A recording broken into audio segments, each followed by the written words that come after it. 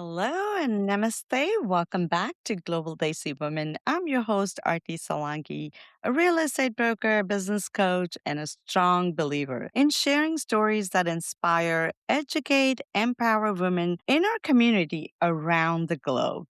Today, we are discussing a topic that affects so many women and yet often isn't talked about openly in our communities because it's about, midlife health, weight gain, hormone changes, and learning to prioritize ourselves without a guilt, especially because that's the main point, without a guilt. So joining us today is Dr. Sejal Desai, a board certified physician, obesity medicine specialist, entrepreneur, speaker, and founder of Tula Medical Weight Loss and Wellness. As a first generation Indian American physician with more than 20 years of clinical experience, Dr. Desai has dedicated her career in helping women navigate weight gain, metabolic health challenges, perimenopause, and menopause using evidence based medicine and a compassionate, culturally sensitive approach. Dr. Desai, welcome to Global Desi Women Podcast. We are so excited to have you on here. Thanks for having me, Arti. I'm excited about this conversation. So let's start with being an MD. How did you feel like, turning around into obesity medicine, making that your specialty? What was the drive towards that? Yeah, good question. So, I started off my early medical career as a family medicine physician. That was my first board specialty. And I practiced family medicine for about 22 years. And I worked for many different groups, but I always worked for other organizations. And I did this straight track of family medicine. And after I had my son about 12, 13 years ago, I got introduced to this field of obesity medicine. First of all, I was having struggles losing weight after my second baby. And, I felt even as a doctor, I wasn't getting the answers and I didn't know, I was trying to do all the right things and nothing was working. And so I started digging a little deeper, came across this whole field of obesity medicine, which is a brand new board specialty, actually. And at that time, it was even newer. And I started digging deep into it and realized this is really important information that I was never taught as a doctor. And I thought lots of women need to know about this information. Men and women need to know about this information. And so that's when I really started digging deep. I went and got my second board certification in obesity medicine, and I practiced both for a while. I was doing full-time primary care as well as obesity medicine. And it just became a little bit too much on me and my body. And then Right. COVID hit and, my life changed significantly. I, couldn't have the nanny there to help me as much anymore. My parents I couldn't have around. We were still open during COVID and I was I was seeing COVID patients all day long. So I was scared to bring that virus home, to anybody around me. And so I felt like things started to drastically change and I started getting a lot more stressed out and burnt out. And Yeah. I know that term is used so much, but I really felt that I really wasn't enjoying what I was doing anymore. And I really had to kind of take a step back at that point after COVID around 2021, where I said, I really want to figure out what I want to do, what makes me happy at this point in my life. And I stepped away from medicine for about 6 months to try to figure out what that was. And I realized it was this part of it, the part that helps patients learn how to be healthier Yeah. and lose weight and prevent chronic disease. That's why I went into medicine to begin with, is to help with prevention of chronic disease. And I really felt that with this field of obesity medicine, I was doing that. So I finally just started my own small little obesity medicine practice, started it out of nothing. And now, we're about 5 years in and it's grown and changed tremendously during that time. So I love it. How was your experience from working with different? I guess even as an MD, you were working for an organization, right? And starting your own business and own office. How was that experience in the beginning? How did you manage to learn the business tactics along with trying to figure out things how to do it? Yeah, yeah. It was scary leaving that, employed position and then just kind of starting a business on my own, much less Obesity medicine, like I said, is still a fairly new field. So there wasn't a lot of practices that I could look at and say, hey, I'm going to do it like this. It was really just kind of starting bare bones and starting from scratch. And I started very small and I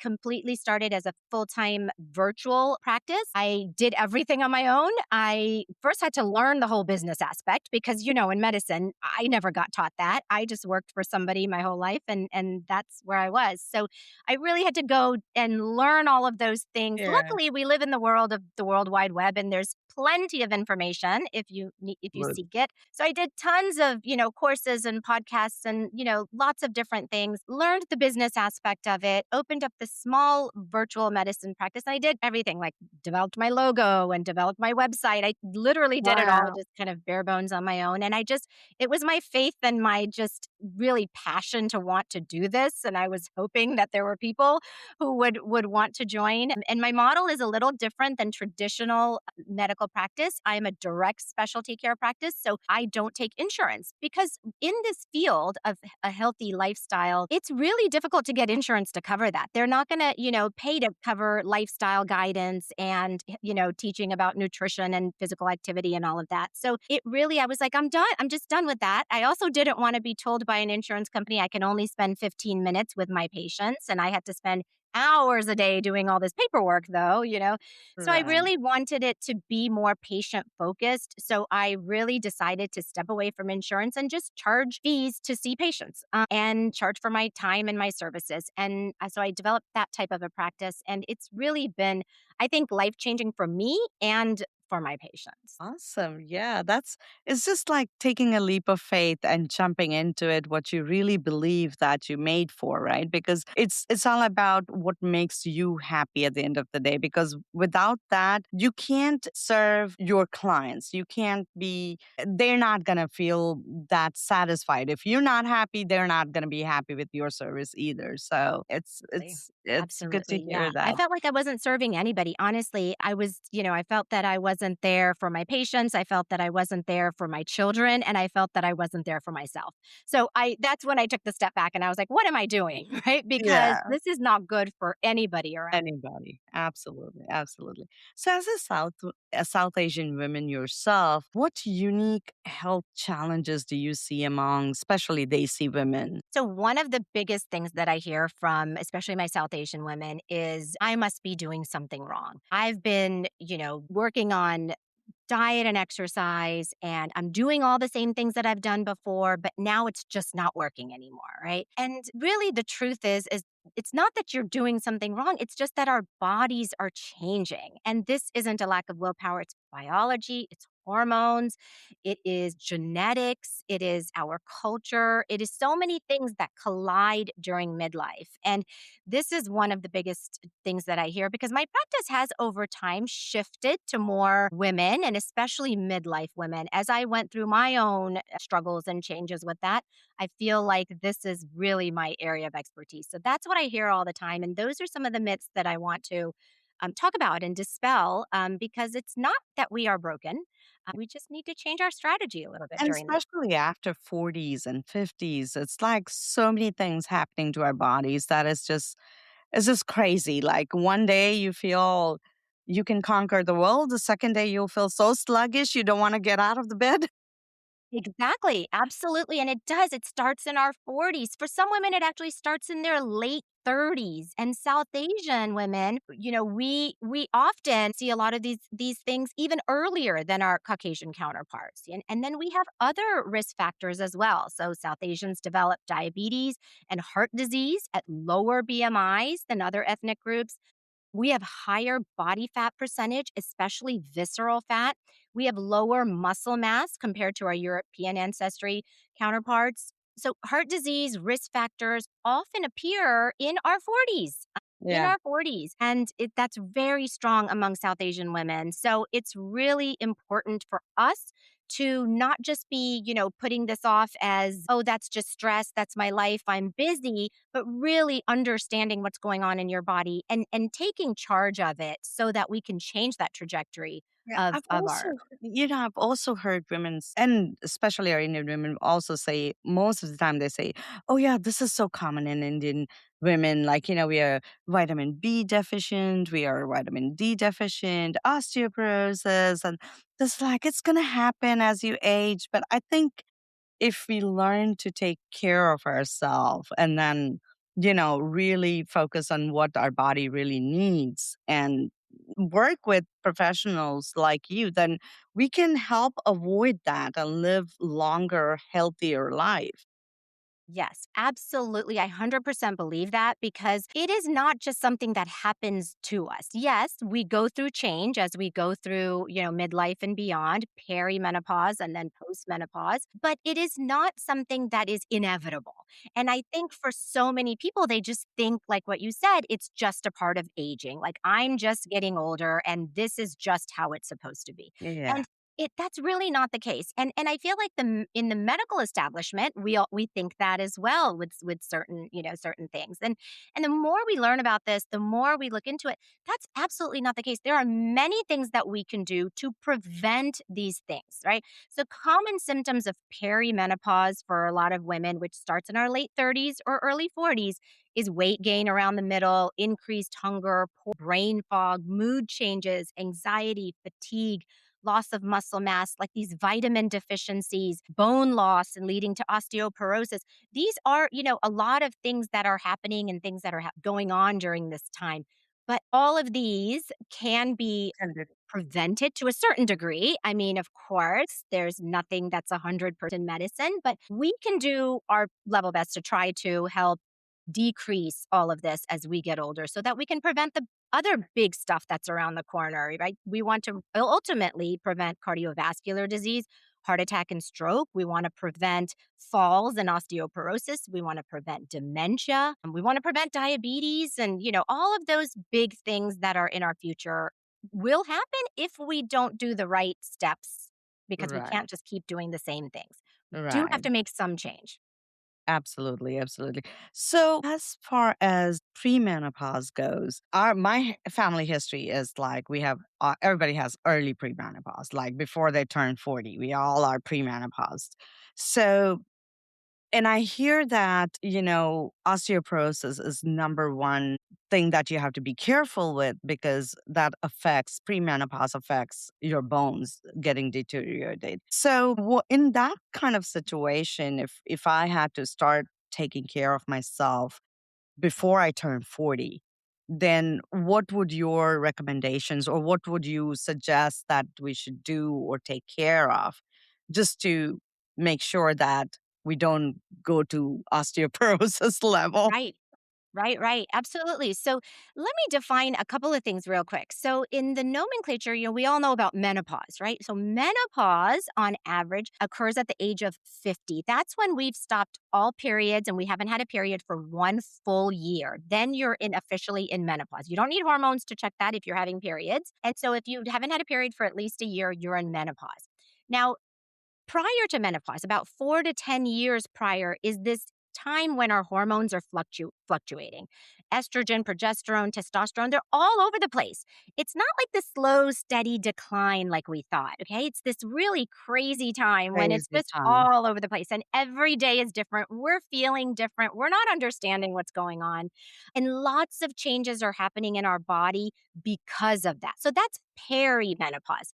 And then the premenopause is actually early on from puberty until that point that we call like just our regular menstrual cycles. But this perimenopausal time is a really important time to understand what else is going on. So the hormonal changes can make your insulin resistance worse, okay? It can make you more prone to diabetes. Insulin resistance is that early onset. After insulin resistance is prediabetes and then diabetes. This is when our blood sugar levels are rising. We're not changed anything. We haven't changed our diet or exercise, but just because of the hormonal changes, we are becoming more insulin resistant. And that's important to know.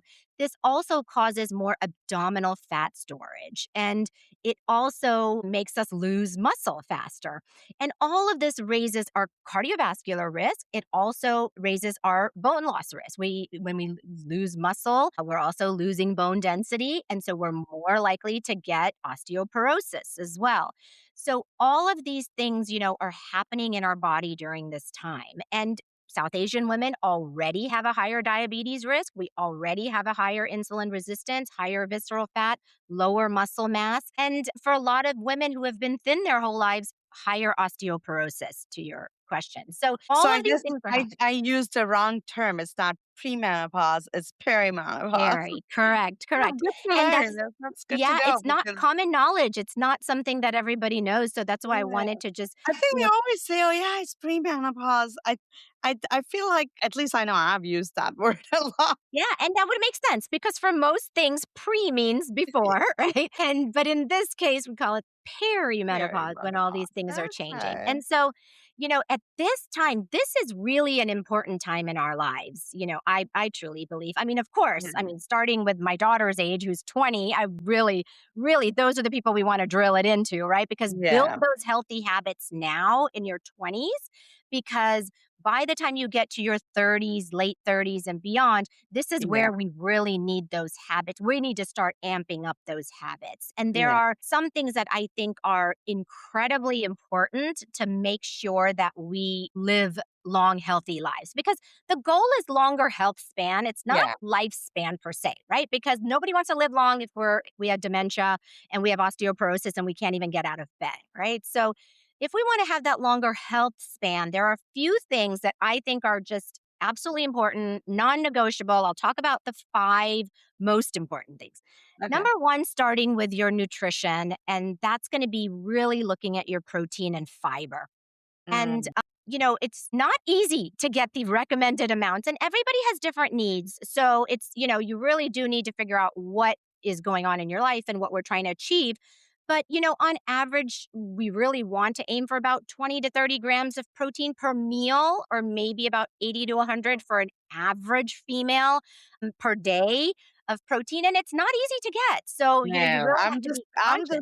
I'm just thinking, I'm like, "Oh my god, I don't think even as a non-vegetarian, I don't think I eat that much of a Yes, protein." and it's hard, and the only way we really know is if you're logging, right? I'm a Yeah, big believer in logging the food because that's when we'll really figure out how much we're getting, and I can tell you as a vegetarian, I was not getting that, like, when I first started learning yeah. about all this It's and even doing more all this. hard when you're vegetarian because It is hard, and it is a conscious effort with every meal, with everything, and our desi food tends to be very carb heavy, and yeah. carbs are not the enemy, don't get me wrong, even with this developing insulin resistance, carbs are not the enemy. I mean, vegetables are carbs, and beans and lentils and legumes are carbs, and those are great for us, so we just need to make sure we're getting protein and fiber. This is what I'm telling my patients to aim for with their meals. Try to have consistent meals and don't eat too late at night, Yeah, right? that's I Because think the number one problem because a lot of daisies have the habit of eating very late. Although I very eat early, but meaning around 6:30, but nothing yeah, after that. that's that's a good time. If you're going to bed around 10 or so, that's a good time to have your dinner. Yeah. But a lot of people are eating much later, then that affects so many things. It's going to make same foods that you eat early in the day affect you differently than what you eat later in the day, right? And Would you recommend like heavy lunch in the morning and light dinner at night? yeah, so our traditional Indian ways of eating was you start Yeah. off heavy and then you go lighter over the day, over the course Yeah, of the that's what day. I And was like I was thinking that because I'm like, in India, if you think about it, at least in the olden times, they used to have like a full meal, shak, rotli, rice, dal, everything in the morning. 10 And then o'clock in in the the morning, right? evening, Yeah, yeah. And yeah, in the evening, it used to be just any one of the beans and roti or rotlo. If you are in right. the Mhm. countryside, it's like jawar rotlo or the bajri rotla or whatever and if you're Punjabi, then parathas or whatever the heavy stuff is. Like, the bread used to be a different bread in the evening, and then in the morning is a wheat rotli. So and at that time, women, everybody, I mean, not just women, men, everybody, we used to be pretty strong and pretty healthy. But I know nowadays the habits have gone really whacked. It's opposite. We turned it upside down because what did they used to do back in the day? They ate those heavy meals, then they went to work, then they were walking Yeah, and they were moving and they were digesting their food. Of course, food quality was also different back then, but they're absolutely. digesting that food. What we do is we barely eat. A lot of people skip breakfast. They just have their coffee and they're running out the door, maybe a bagel, maybe, Yeah, and then they eat it, maybe a lunch, maybe skip, then the dinner is this big, heavy big dinner. By heavy now, you're dinner. starving, your body's hungry, you're stressed, or you're not making the best decisions. You eat late at night, and then you sit and watch TV or you go to bed. Yeah. And what happens, that food just stays there. And that is the absolute opposite of what our bodies are made to do and how our bodies want to process food. And so that is one of the biggest things is really turn that around. Yeah. Try to get bigger meals earlier. Breakfast doesn't have to be at 6 o'clock in the morning. It can be whenever you want it to be, but it's your first meal of the day. It's what you're breaking your fast with, right? Mm. So it should not just be a cup of chai and toast, right? It should have some protein in it. You want that first meal. This is what's going to help you get going. And I usually say wait for caffeine a little bit. Wait about an hour or so before you do caffeine because of your natural circadian rhythm. We don't want to shock it with caffeine for as soon as we wake up, that first cup of coffee or tea. You want to I give it a think we little. all have to be like, as soon as we brush our teeth, that's what we go for. Where is it? Where's my coffee? Where's my tea? I can't wake up without it, right? But, like, if we can push it back just a little bit and then have it with our protein Yeah. fiber breakfast and, make that a good substantial meal, have your lunch and have your dinner, but not too late, and focus on protein and fiber. And everybody gets so bogged down with, well, is this better than this? And is this fruit better? And is this, My but God. really, if you can just, let's not get all caught up in all of that. I don't even tell my patients to get all caught up. I'm like, if you're getting your protein and your fiber and you're eating regular meals, you're not eating late at night, you're probably doing like 90% of what I want you to do. So, Mm. of what you need to do for your health. Do you also help them make like a meal plan? Like, especially if they're daisies, like 90% of the time I eat our Indian food at home. So for me to try any diet plans or anything, it makes it very difficult for me because I Absolutely. can't eat bland food. I can't eat just grilled food. I need to have my spice. I need to Yeah. masalas in there. Yeah, and most Desi women are that way, but then there are some that are not, right? Everybody is different in what they want. I never put anybody on a diet. I never put anybody on a specific meal plan. I don't know if you like asparagus or you hate kale or you love beans or you hate the onions there is no way. My whole thing is eat the foods you like, but Mm, focus on protein and fiber. Make half of your plate fiber. Make it vegetables. Make a quarter protein and a quarter whole grains. And if you do it that way, you can have your roti or you can have your rice or you can have your, fish or you can have your beans or you can have whatever it is. But the foods you eat, it's not it's not so much about that individual food, it's about the nutrient quality of that food. So think about the see. food itself, right? If you're eating pizza, I'm not saying eat pizza every single day, but have it occasionally because the more we try to deny, the more we say you Yeah, can never eat sugar. You can never. So many people do that. Even my friends a lot of times go on these, no sugar type of things, no alcohol for a month, no this for but what happens after that month? after What that. happens after?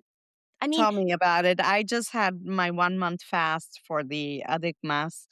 And so after that, I lost 5 pounds in there, and I'm like, shoot, I'm going to gain back all. anything we do through deprivation is not long term, okay? So it's so much better. And we're in our 50s. We're not 20 years old, anymore. Most of the women probably listening to your podcast are like me. I'm past Yeah, 50 and or at least in their 40s probably, right? So 40s and 50s, like we're talking about this perimenopause, postmenopause time. It is not about fasting. I mean, yes, do it for religious reasons. Absolutely. 100%. There's a right. reason why all of these things were put into place years, centuries ago, right? So I believe in that, but I think doing it for weight loss is It's is not. not the is Yeah. not But, the best. and although, while doing it, it feels so good and so light because you're eating the same food for the entire month. Yeah. So I was eating only mug rotli once a day the whole month. So Yeah. it felt so light. It felt so good. Even it felt like my body wasn't working too hard to digest the food. It felt Yeah. so Yeah. good. Oh, yeah, And absolutely. Definitely. We feel it. Food is yeah, medicine, so there's so many times people are like, I'm groggy and I can't, my memory is bad. And we get into what are you eating? What does your nutrition look like? How much of those processed carbs are you taking in during the day? If we just eliminate those ultra processed carbs, the white stuff, the white rice, white roti, white bread, white pasta, if we eliminate those things, focus more on the whole grains and the multi grains and all of that, and focus more on protein and focus on fiber, your brain will function better, your body will function better, you'll just do better long term. yeah. Will prevent a lot of those vitamin deficiencies as well. Yeah, and it's as soon as we change the food, you feel it. I mean, you can tell like, okay, That's I'm right. feeling good about it. Then That's right. like as soon as I started eating back and I'm like, oh gosh, I don't feel good. I'm having acid reflux. I'm having all this. Yes, I'm like, oh, yes. no. Yes, because people don't understand the amount of how the level to which Yeah. food actually affects every part of our body. And if you start listening to your body actually tells you a lot. Are you having headaches? Are you having gas? Are you having bloating? Are you having constipation? Are you having heart palpitations? Your body's trying to tell you something. Yeah. These Yeah. are, like we need to listen. We need to listen to our body and take a step back and really pay attention. So food is really kind of that first of my five big things is going to Yeah. be that. Yeah. So why is it so important for women to pay attention to the metabolic health? And not just the number on the scale because we all first thing in the morning we want to jump on the scale and like yeah, not good. Yes, good question. One of my favorites. So, looking at that number on the scale really doesn't tell me anything. As a weight loss doctor, one of the least things I focus on is your weight. It's Yeah. literally the last thing I focus on. I do look at it when I first with my first consultation because I want to know what your BMI is, your body mass index. So that's your weight and height ratio. Okay. Besides kind of a global, it tells me obesity or overweight. And now for South Asians, it's different. So a BMI of 30 or above is obesity for the general population. For South Asians, a BMI of 27 is considered obesity. And you can find out your BMI, go to BMI calculator, Google it, put in your height and weight, it will tell you your BMI. 27 or above is considered obesity. And because we get these chronic diseases at lower weights. And so but but the BMI honestly really is a calculation. It doesn't really tell us a whole lot of information. So Right. one of the biggest things we want to look at is body composition. So I'm a big believer in body composition.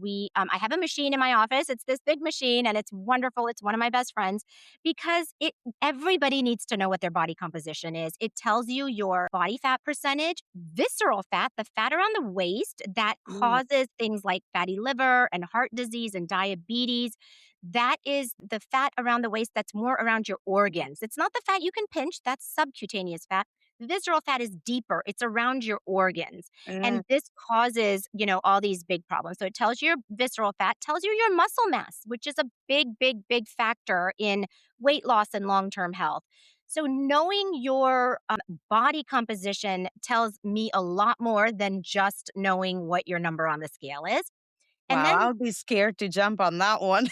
well, everybody is at the beginning, and then they're so happy later because you will start to and it's really a great motivating tool, honestly, because a lot of times patients are working so hard for weight loss and they're not seeing that number change. But you know what? If you're doing the right things, I just had a patient today who came in after she's just started with me about a month ago. She came in for a 1 month visit and she was making a lot of changes. I never expect everything to be perfect in a month, but she had made a lot of wonderful changes. Okay. And she's a 45-year-old female, had been going through lots of things, had tried lots of different diets and everything.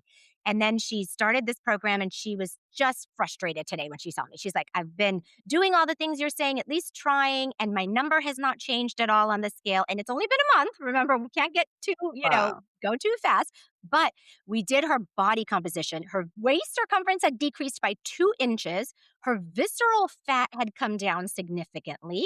Now we're Wow. working on the muscle mass. That's the next piece. I really need to see her muscle mass go up, but we just started a month ago, right? We can't expect our bodies to change so quickly, Yeah. but it's a great motivating tool because when she left my office, she was all smiles. Like she could actually see that this work that she had been putting in was actually working. So I think it's a really good, it's a really good tool. So it's just Just one of the many tools that we have that we look at more than just a number on the scale.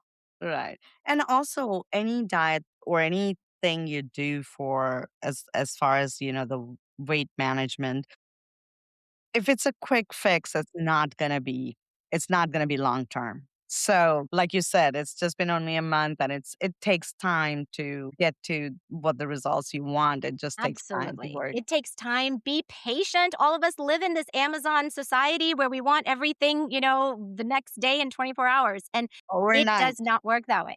Weight loss, true weight loss does not work that way. I will tell you, I've been doing this now for at least 12 to 15 years. And when it does work that fast, which some people it happens fast, sometimes, yes, if they're doing all the right things, it's okay. But for the majority of people, if it's too fast, you're also going to gain it back too Then fast because you're not making true lifestyle changes if it's going that fast. Because there are way more things than just that. Even just the body composition. If you want, I can kind of go through like a set of different things that I think, especially women, need to focus on over the number on the scale. yeah, yeah.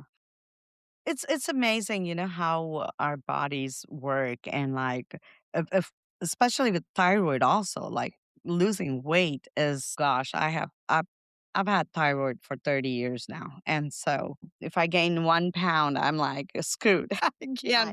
can't. Yes. I have a hard time losing that 1 pound. Yes, absolutely. And in our 40s and beyond, it definitely becomes a lot harder because of all of those reasons for sure. Yeah. Yeah. So you do work with patients who have all these conditions like they are perimenopause, they have thyroid issues, or they're diabetic, or and they still want to have that change in their life and they want to make lose weight, and that still can be achievable. 100%. There's nobody that can't lose weight. For the most part, I'm diagnosing a lot of things because what happens is just your general physical is very surface level. We Mm, need to get below the surface. That iceberg that looks a little on the top, but below is this massive, big bulb that we need to figure out what is going on below the surface. So we do a lot of I do a lot of labs. I do a lot of history taking. I'm looking at family history, at medical history. I'm looking at medications that their patients are on. I'm looking at all of that and then making it very individualized to the person. We have to. This is how we treat people. Every single person is different. There is no one size fits all. It doesn't exist. We have to look at your underlying conditions. And a lot of times there's something going on underneath that is preventing you from losing weight. So if somebody's having a really hard time, this is part of what I love about my job is it's always very interesting. It's like a puzzle. Like I have to figure out where the yeah, pieces fit and find the missing pieces. And once yeah. we find those missing pieces, then it becomes Then it doable, becomes right? easier. Nothing Yeah. is easy, but it becomes doable and you can do it that way. And we need to know what those underlying things are. And there And are lots of sometimes it things in could our be just the toolkit. mindset, right? Or sometimes they're like maybe having depression, and then they're not showing the signs, but they're, we just had a podcast recording last week Yeah. and we were talking all about depression and anxiety. And so that could also be one of the, A huge factor. It's a huge, huge factor. And women in perimenopause, we tend to get more depression and anxiety during this time as our hormones are fluctuating. And then in postmenopause, when the hormones are gone, we have a higher incidence of depression, of anxiety. And for sure, that plays a role because stress and chronic cortisol elevations during times of stress, absolutely, you're going to hold on to fat. So I have so many women that come and say, I'm doing the diet and exercise, I'm doing everything perfectly, but their sleep and their stress is messed up. And guess what? A body that is a high alert, a nervous system that's on high alert is not going to lose weight. Just no. not going to lose weight. So Well, how many hours of sleep do you recommend for women? yeah, sleep is one of my big passions too. My kids will tell you from the time they were really little, this is a really, really big, important thing to me. And as I've gotten to learn more about longevity, I really feel that Sleep is, probably one of our most powerful anti-aging tools. And with sleep, we have to look at three things. We have to look at quantity, quality, and consistency. All Mm, matter. Okay. So quantity, we're looking at 7 to 8 hours. okay. Quality means you're consistently sleeping, like you're not waking up multiple times, right? You go to bed, you go through the sleep stages, and then you wake up and you wake up refreshed and you wake up feeling good. That's how we know we got good quality sleep. During perimenopause, a lot of women get insomnia, they get sleep apnea. These are all underlying causes of weight gain. They're all underlying causes. They need to be diagnosed and treated, or you're not going to lose weight. And so sleep and prioritizing sleep becomes very important. And then consistency is the third thing. And consistency is going to bed and waking up about the same time, even on weekends. Yeah. None of the things that I say has to be 100%. Nobody, No.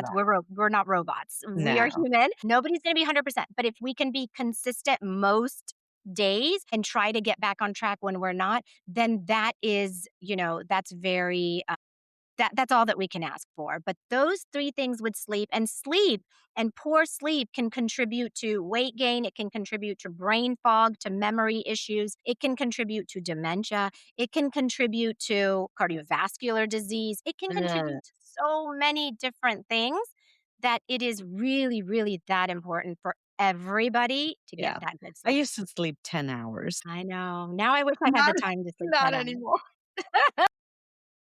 Not anymore, but I used to, and I love it. Even today, if I get a chance, I would. But I've changed a lot of my lifestyle too. So I don't, I go early to bed, I Good, wake up early, good. quite early. And so I still get about 7, 8 hours Yeah. sleep 7 to easily. 8 is what our bodies need. If you're getting Yeah. too much, actually, that's a sign of an issue. There's something going on. If you're as adults, most adults don't need 10 hours. But And so part was thyroid too, yeah, but maybe I there was just, something else yeah. going on. But 7 to 8 is kind of that sweet spot. And then if you're only able to get six because of your job or whatever it is, make it the best six possible, right? Mm, Don't be scrolling on your phone or watching TV in the evening because that's the stimulating to your brain. And we don't want to do that as we're absolutely. trying to go to bed, right? We want lights dimming. We want, warm bath. You want to, start getting your brain ready. We want to get back into a nice circadian rhythm. And so I feel like sleep is one of those big things, Big along with thing. stress,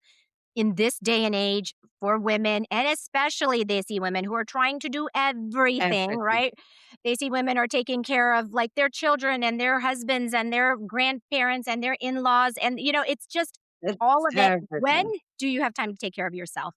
And as they say on the airplane, you have to put that max oxygen mask on yourself first. If you don't, you will not be around to take care of anybody else. Yeah. So I think we're not great at that as Desi women, and I think that has to happen To with us. happen. And make time Absolutely. to exercise because that is the other big thing. We already have low muscle mass. Do I'm strength so training. bad at it. You don't have I'm to go to the gym so bad for an at it. hour. Just do a little bit, right? Little bit a couple times a week. So that's the other big, big piece that's missing, I think, with Desi women is Yeah. exercise and the right kind of exercise, not just cardio, but strength training also. Yeah. Pilates or yoga or something. I Oh, yeah. haven't been good at it either. I wake up early, but I do meditation, but not Good. exercise, Good. which I think I should add along with it. Hopefully I can squeeze that Even in. just a little bit, start with like 10 minutes once a week. Anything helps. Anything is better than zero. Literally, Yeah. I always tell people just like even start with a couple minutes. Sometimes I'm like, can I get you to do a couple minutes of, Yeah. I keep this little basket of like couple of pound dumbbells. And if I'm like doing something, I'm always like doing that at the least, right? Or if you're on the phone, can you put it on speaker and, walk around, move around, do a little, try to work it into your day is Yeah. what I'm saying. If I'm And at I the think weightlifting is really good at this age, right? Just to build those muscles and 100%. I said that sleep is one of the most powerful anti aging tools. Strength training and muscle gain is your other biggest anti aging tool. It helps with skin health, it helps with brain health and heart health, and, hundreds of other things, but it definitely helps with that insulin resistance that so many Desi women are experiencing during this perimenopause transition. So, so absolutely. one question that does come to my mind is that how can women distinguish between like a normal aging and having some kind of symptoms that require medical attention, especially like with the perimenopause or they're feeling because a lot of times we ignore, like you said, we ignore ourselves. We don't take care of ourselves very Yeah. often because Yeah. we're running around with everything else, but we never think, yeah, something is off or something is not right. And, when do you think that they should consider? Yeah. So, I mean, I think first of all, everybody should be getting their physical with their primary care doctor. Absolutely, That's first and 100%. foremost. A full physical exam by a primary care doctor. They're looking. This is not a time like I need a refill on a medication. This is not like, oh, I'm having this acid. Please treat it. No, this is your physical. This is a well exam because a lot of women go to gynecologists to do. They're just doing breast and pelvic. That's your well woman exam. Everything else needs to be once a year with your primary care doctor. I'm a primary care doctor at heart. I absolutely believe Yeah, women, men, children, everybody needs a everybody, physical once a year. So get that checked out because a lot of times your primary care doctor will pick up things, okay, and they'll ask you questions and help you understand if things are right or not right. And then they'll do the basic blood work at least, and you can pick up a lot of things that may be not going right in the basic blood work. And then most women no. I mean, I would say by the time, so many women that I talk to, like they all know that something's not right. They're not feeling like themselves anymore. And if you're in this phase of late 30s, mid 40s, or early 40s, and you're just feeling different, not like yourself anymore, go a little deeper and look into it. You can make an appointment with me. You can make a call. That is what I do. Like that is, really a big part of what I do is really helping women understand what is normal and what is not normal because we yeah, really need to yeah, understand that from a medical standpoint and we can help you figure out and understand and then come up with a treatment plan for to help you get back to feeling like yourself because nobody can just we cannot just say this is aging and this is how it's going to be for the rest of yeah, my life. I mean, I'm 51 and I feel like I still have a long life to go. I don't want to feel miserable just because I'm yeah. in menopause now. I don't want to feel miserable. I want to feel vibrant and I want to feel, excited and I want to feel good as I go through the rest of the second half of my life, right? Because most Absolutely. of us are in menopause for a long Long time to time. come. Yeah, yeah. So, And also with that, how important it is for the family members to understand that the woman is going through this and having their support is so, so important because with mine, I can tell you that I was literally going cuckoo because I was having hot flashes mm, like crazy hot flashes. I was not in the best of the mood. I would be happy one second, I would be crazy the other second. I'd be like going really my hormones were all over the place. And having family to understand what you're going through, your body, because what women feel, not everybody understands that. yeah. Yeah. So I would love to hear a few things about that. Yes, I 100% agree with you. And, the thing is, it's just not talked about. As you first said when we started this podcast, this is just a subject that's not talked about. It's a taboo in all cultures, but especially in our South Asian culture. It's just Yeah, taboo. It's taboo to complain about, feeling tired. It's taboo, you don't. You just put up with it and you keep going no matter how bad your hot flashes are during the day. You just keep cooking and you keep, doing your stuff. And if you're working, you keep working. And it starts affecting every aspect of our lives. And first and foremost, we have to understand it and we have to normalize it that this is a normal transition, right? Just mm, like we know with our girls, they go through puberty and they're going to be a little hormonal and their, mood is going to change. Similar things happen on a much bigger scale to women in our 40s. And we have to understand it and know it. And then we also have to get everyone around us to really start understanding and knowing it. Take your, spouse or whoever it is to your doctor's appointment with you if you need to, or at least just maybe sit down and have a conversation. conversation, yeah. Yeah, even me as a doctor, I will tell you, I did not understand it. When I was going through my perimenopause stuff like a few years ago, my daughter was a senior in high school, and she will tell you, my mommy like totally changed overnight. In that whole year, she was just like, "What is wrong with you?" And I kept chalking it up to she's going to college, she's going away, I'm going to miss her, I'm just sad, I'm this, I'm that. No, I was going through perimenopause. My hormones were all over the place. Every day was a different Yeah. day. And then, when I finally realized what was going on, and then I sat down with her and she was like, "Oh my god, that makes so much sense, So makes and sense. Yeah. now I can help support you. I can be here for you." That was like totally so validating for me too, that it's not just me, Yeah. it's this is something happening in my body, and I do need the help of those that are the closest to me. So talk to your spouse, talk to your kids if they're older, talk to your parents, whoever it can be, talk to your doctors. I know not everybody is on board with that, and it Yeah. may be difficult, it may require more conversations, but definitely just in a, I think if non-confrontational yeah, way. if the family is a little bit more understanding, then it helps a lot because I know I was blessed that they all understood because Yeah. I mean I would just sit and cry for no reason and they would be Yes. like, What happened?" And I'm like, I don't even know the reason why I'm crying." I know, I felt the same way, I did the same exact things, and I didn't understand it because when it started, my periods were still regular at that time, so I didn't think even as a doctor that I was going through perimenopause because I had Yeah. always heard your periods start changing first.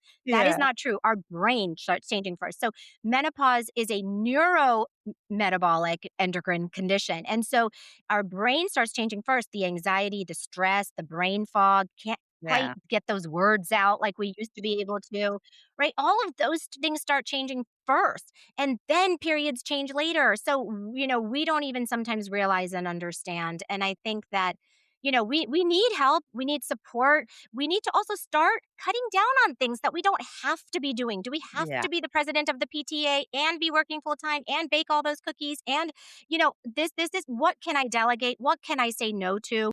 For me at that time, it was I needed to leave my, practice and start my own practice because it was just too much on my body. And that was a big, big change, but also just small little things, everyday things where I'm going to prioritize sleep. I don't care if I'm not done with my notes. If it's like, 10:30 for the most part, I'm going to try to go to bed by then because that helps me also. Just sleep alone, I will tell you, helps so much with hot flashes and night sweats and weight gain. Just sleep alone. So if we can just prioritize that, I think it would be a game changer for a lot of people.